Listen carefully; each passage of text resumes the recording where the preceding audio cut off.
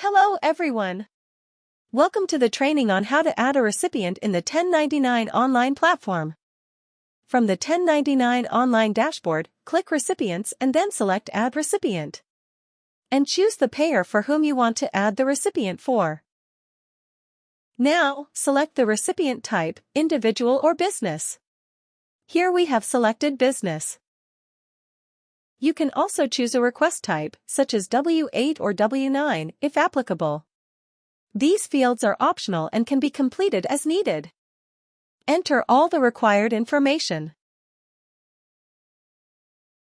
If you do not have an EIN or SSN of the recipient, simply select the TIN not provided checkbox.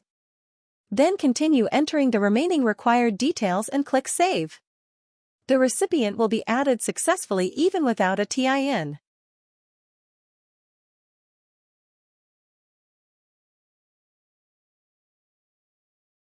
Once you've entered all the information, click Save to add the recipient. Recipient has been added successfully. You can also request for W-8, W-9 from here as well. Now, let's look at the bulk upload feature. 1099 Online allows you to upload multiple recipients at once using an Excel template. To get started, click Bulk Upload and download the template. Fill in all the required information before uploading the file. While editing the template, make sure you do not remove any columns, rename the column headers, add macros, insert additional worksheets, or change the formatting.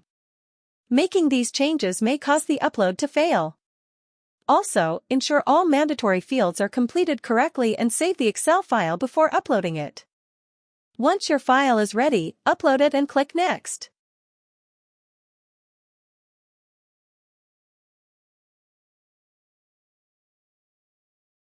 The system will validate the data and import all the recipients into your 1099 online account. And that's it.